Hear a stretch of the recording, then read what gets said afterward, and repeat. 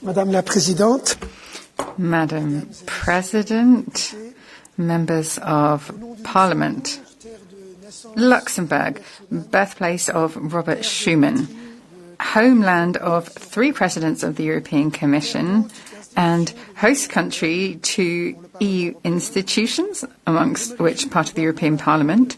I'm very pleased to be able to take the floor today in front of you, the representatives of the people of Europe.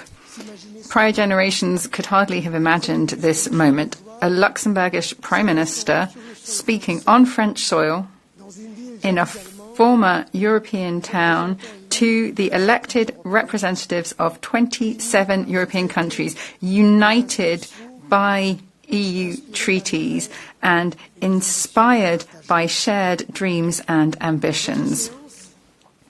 This session of Parliament, this building, my speech, all of it is the improbable result of history, but what seemed improbable has become reality. A continent torn apart by war and division has become a success story of peace and understanding. And Luxembourg is the proof of that. Throughout the last millennium, my country faced troubles and upheavals caused by other countries. But since the creation of the European Union, we have experienced an unprecedented period of peace and prosperity. This history is the shared history of all of the member states of the European Union, a treacherous cycle of war and ceasefire, of invasion and retreat, of destruction and reconstruction has finally been broken by human courage. Our predecessors, guided by common values, dreamt of a new reality, another destiny for this continent, another future for us and for our children. And all of us, we are their descendants. Peace has replaced war, prosperity has replaced stagnation, and liberal democracy has replaced totalitarian ideologies. Unfortunately, today we find ourselves once again at a turning point, facing forces which wish to reshape our world. Internationally, we are facing turbulent times, technological revolution, economic shifts, climate change, and migratory flows.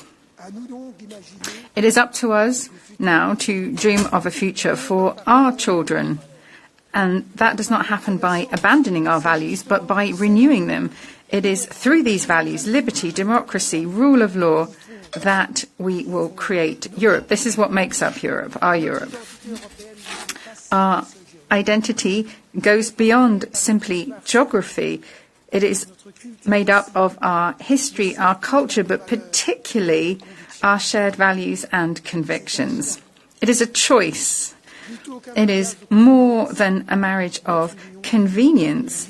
It is a union which is freely chosen. in the midst of a changing international landscape, it is crucial that we recommit to those European values. For 80 years, Europe's success and way of life were built on international order of rules, treaties and institutions. Today, that system is under pressure like never before. Too few defend it. Too many have lost faith in it. But Europe cannot give up on the rules-based system and international law. We must remain the voice of those values. On the second anniversary of the horrific terrorist attacks on Israel, on this 7th of October, 2 years ago, I would like to reiterate my call for the immediate and unconditional release of all hostages. This is about humanity, about decency, about the kind of world we want to live in. And for the same reasons, a few weeks ago, in New York, Luxembourg recognized the state of Palestine. Because it is the right thing to do. Because a two-state solution remains the only viable way forward for lasting peace. And yes, my country continues to believe in peaceful cooperation between nations. That is also why we support Europe in making international agreements. That is why we are still striking trade deals.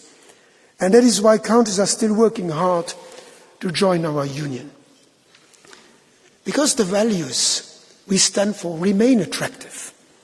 The merit-based process is set up precisely to ensure that countries follow those rules. And they follow the values of the rule of law, accountability, and democratic governance. But enlargement is today also a question of strategic interests. Our decisions must also consider our own geopolitical objectives, because other powers are competing for influence in those regions. And within candidate countries, there are fierce struggles too, between those who want to move closer to Europe and those who do not. And the recent elections in Moldova show just that. Keeping those countries in an eternal waiting room will push them away from Europe. That is why we need to revive hope and show that accession to the EU is realistic and close. In that spirit, let us set closer and clearer timelines. For instance, it is time to close negotiations and decide on Montenegro's accession next year. In this world, our values also need to be backed up by a credible deterrent. If we cannot deter others, they will dictate their terms and values to us. It is a matter of sovereignty and freedom to make our own choices. That is why Luxembourg will support Ukraine until there is a just and lasting peace. Because a sovereign and safe Ukraine means a sovereign and safe Europe. On European defence, the Commission's proposals are welcome. Raising more funds, scaling up joint procurement and training, building an industrial base. They will strengthen our common defence. We should make full use of our diversity and foster specialisation. If we build on our respective strengths, the sum of our efforts can be much bigger.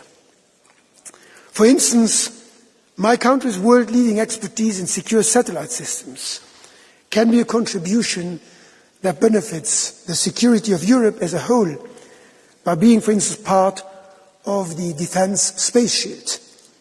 That's also why we support the European IRIS² project. This will be a key element of a truly European defence. Closer to home, we also need to guard against those who challenge our values. A democracy can only work on the basis of trust, and such trust is earned through concrete action and progress. I believe that democracies can deliver. Around the world they have delivered, and we need to make sure that they can continue to deliver. That is central to their survival. We, the Council, as much as this Parliament and the Commission, need to deliver. And we need to deliver quickly for citizens across Europe, in small and large member states alike. With increasingly fierce international competition, we need to be ready to rethink our decision-making processes.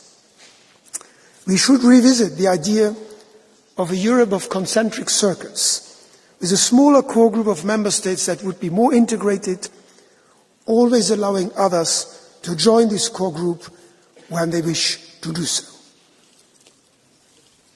We have no time to lose on dealing with the challenges our citizens and our countries face today. We need bold ideas and bold actions to maintain Europe's role on the world stage. And let me highlight a few more areas in which quick and tangible progress is urgent. Eine florierende Wirtschaft bleibt die Grundlage A flourishing economy remains the basis of our well-being and our social system. Therefore, it is important that we boost our economy and create jobs. This must remain a priority. We do not lack in analysis. The Letter report is very clear. The Draghi report is clear. Europe needs to remove bureaucracy.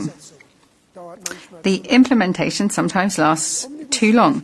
The omnibus proposals are an important first step, but we are missing the necessary urgency and the right approach. We need to act quickly and comprehensively. There are more steps that need to be taken. By the end of the year, we need a clearly defined time frame with milestones, similarly to the Single European Act and the introduction of the euro. What we need is a very clear signal to ourselves and to the rest of the world that there's a real shift in Europe. And two key aspects of that are real progress in the single market and also in the savings and investment union.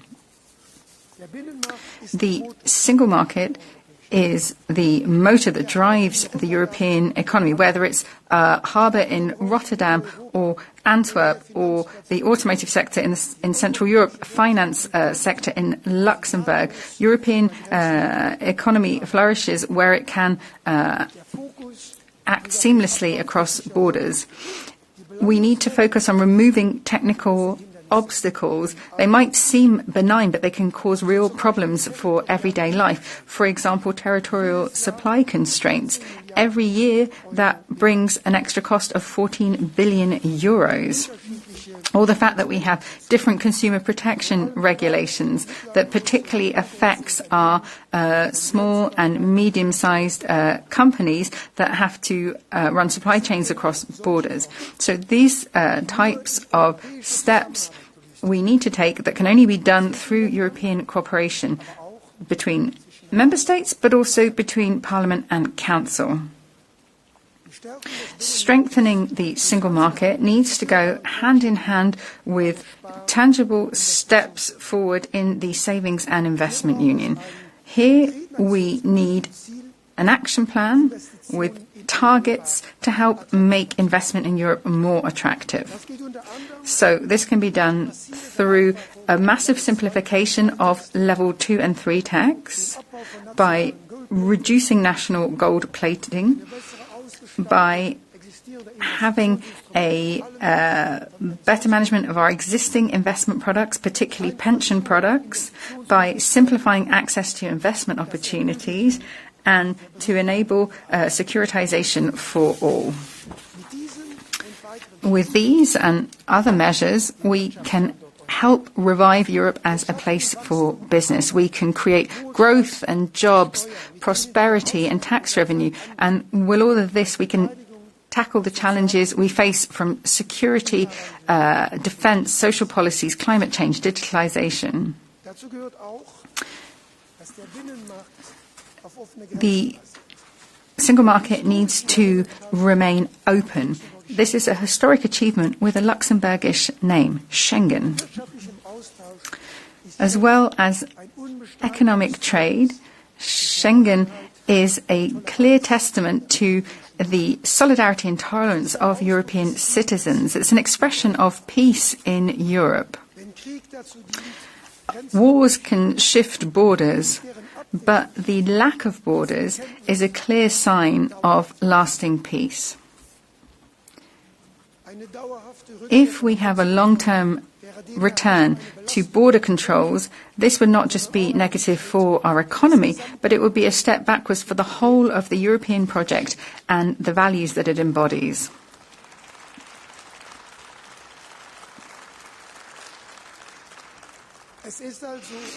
It is therefore in our common interest to find a way to permanently remove these internal border controls. It might be understandable in some cases to have temporary border controls, but this is not a long-term solution. Schengen is made up of 3 equally important components: free movement within the EU, police cooperation, and common controls at our external borders. Having real controls over irregular migration can only really be ensured at our external borders. We need to have a policy that brings the heart and the mind together. The right to asylum must be safeguarded. It is a non-negotiable aspect of our common humanity. In individual countries in Europe, regular migration is needed for economic development. What we need is a quick and full implementation of the Asylum and Migration Pact in our member states. What we need is a political action plan so that we can slowly phase out internal border controls. With all of these actions, we can help strengthen our values. We can strengthen these freedoms, freedom of movement in Schengen, economic freedom in the single market, ideological freedom as part of our democracy. These are our strengths. In a world where a lot of people wish to build walls once again, the EU stands for openness, solidarity and cooperation. These are the historical lessons we have learnt through our union, and it is our strategic answer to the challenges of the future. Some of these challenges remind us that actually none of what we've achieved can be taken for granted, and other challenges we're seeing for the first time in our generation. But the solutions come from a union of two strengths which have carried us this far: our values and our unity. That is the real meaning of European success.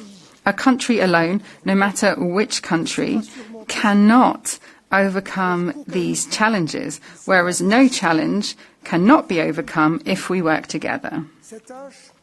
This is a responsibility that falls on all of us, Council, Parliament, Commission. It is a heavy responsibility, yes, but it is also encouraging, because it means that we are the masters of our own destiny.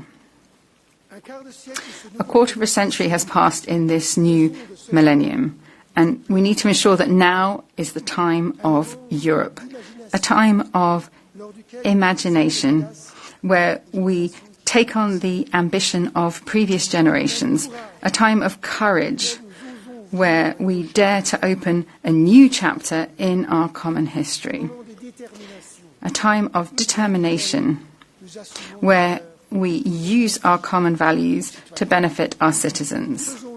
Let's do it, and do it now. We have no time to lose. Long live Europe. Europe. Lang lebe Europa. Vive Europa. Merci. Thank you very much, Prime Minister Frieden.